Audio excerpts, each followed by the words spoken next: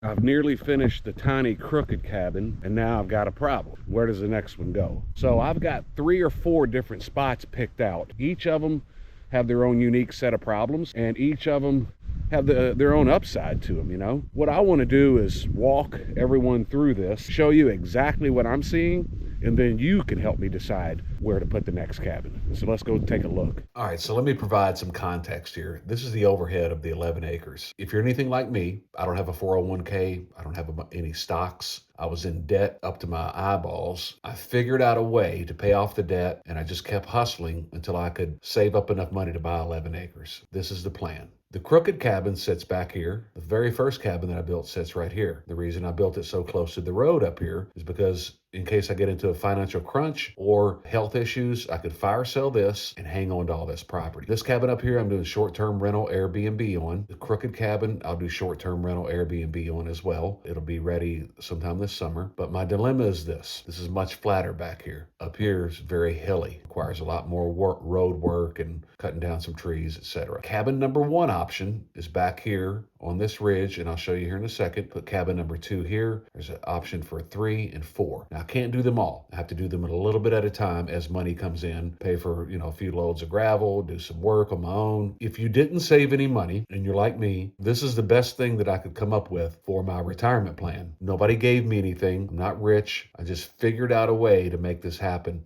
It took me several years to get to this point, and this is probably a 5 to 7 year project. Don't want to, put crap loads of cabins back here. It's just a bunch of nonsense. I want people to come back here and experience nature and see the joy that I get from this little piece of land. As I'm walking through this, keep this in mind and let me know what you think. Site number 1 provides its own unique set of challenges. Mainly the first one being, I want to build it on a hillside here. The only reason that I want to try to do it back in here is because infrastructure that I need to put in here is way less cost rather than putting it up on top of the hill over there. And there's other challenges back there that I'll go into later, but I still got to take down a couple trees that could potentially be dangerous. I'm going to put it here. Let me show you. Right up in there, I think. All right. You see the proximity to the crooked cabin. Crooked cabin's there. The upside to this is that I've already built some road infrastructure right up to the other side of the tractor there. I would really probably only need about 1 or 2 truckloads of gravel. Less cost on infrastructure to get back up to this cabin. Part of the challenge is building on a hill. This house is going to be, or not house, it's going to be a little cabin. It'll be about 12 by 16-ish, and run the septic over that way on that bench. And then as far as water, I might run the water from the front cabin, piggyback off that and run it down through here, or I might just catch my own water, filter it like I did for the crooked cabin. And then as far as electric and stuff like that, it'll be off grid. I'll have another battery pack, like an EcoFlow battery thing. Then I'll put some little solar panels out here somewhere. I don't want to do a bunch of cabins right in a row, I'm more interested in creating an experience. The proximity to that crooked cabin is one downside to this. The hill is a little bit of a downside. And then figuring out what I want to do with the water, getting clean water, or do I create another filtration system and like a 3 or 4 stage water filtration system for the water in there, and then dealing with the septic. The only other thing I was thinking about doing here is maybe digging in a little bit of a storm shelter and then building, the deck over it. So when the storms and stuff come through here, I'd have a place to have a storm shelter, And I'm thinking this could very well be my own little cabin. The view would be good, you're looking back that way, is that it doesn't get much sunlight back here. Now, it'll stay cool in the summer. As far as doing solar or something, I'd have to put the solar down here, run it underground, put it up on, put like 3 panels on it. Getting ready to pull up on this first cabin here, and I'll show you part of my problem that we'll have to work through. There it is. So it's right off the road there, right? There's only one road in back here. The gravel stops right here. Part of the problem is that you got to drive by this cabin. There's infrastructure here that I need to do. I need to do drainage work to get back where I need to go all the way. Probably $3,000 or $4,000 just in gravel work to get back there. That's a little bit prohibitive. I can do it, but it's a little bit prohibitive. So let's drive down there. The other thing is that during the winter, you're not going to be able to get back here. So you can see this road right here. This all needs good drainage down through here. A little bit sketchy. What y'all doing? Huh? This was house seat number 1 right here. It's really, really windy today. I was gonna put a cabin right in here. And Larry helped me clear this up. It's all flat in here for the most part. If I wanted electricity, there's a pole right up here. I could run it up to right here. Septic system would run across through here, along this ridge. House seat right there.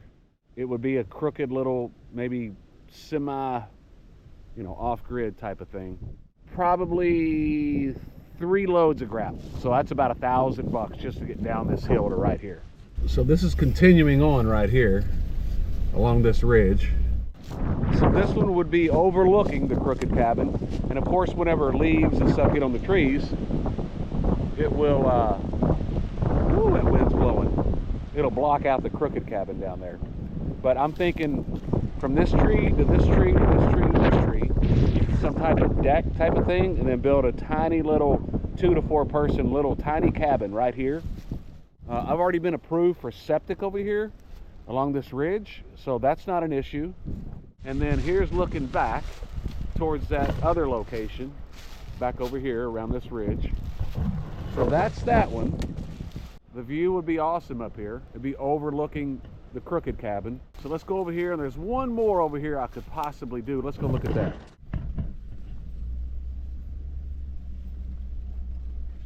This is the other location here. Nice and flat back in here. I can still get another septic system in over here. There's the crooked cabin down there. It overlooks everything. This is my property line back over in here and down that way. You've probably got several $1,000s worth of gravel just to get back over in here, but this would be nice and private. There's nobody back here except that dog.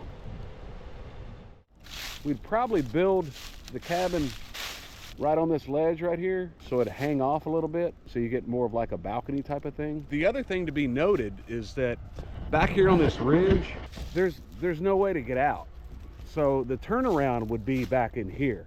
If I built a cabin there and a cabin here, then, or the cabin up there, people coming down through there would have to come all the way back through here, turn around, disturbing the people back here. So that's a big obstacle to overcome. So this would be the drive out. Hill's very, very steep to the left over here. But this is how someone would get out.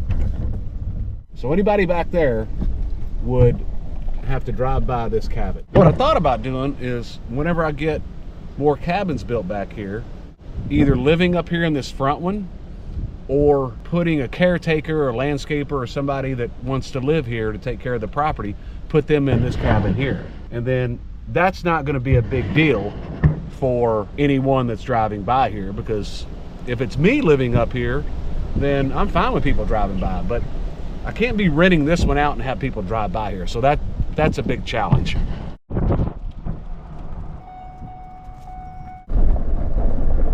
Back towards the crooked cabin.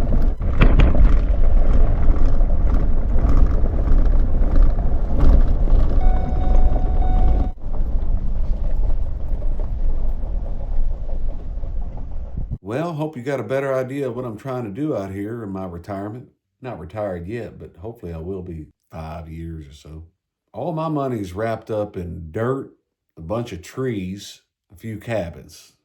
So I don't know if it's going to work out or not, but I'm having a good time doing it.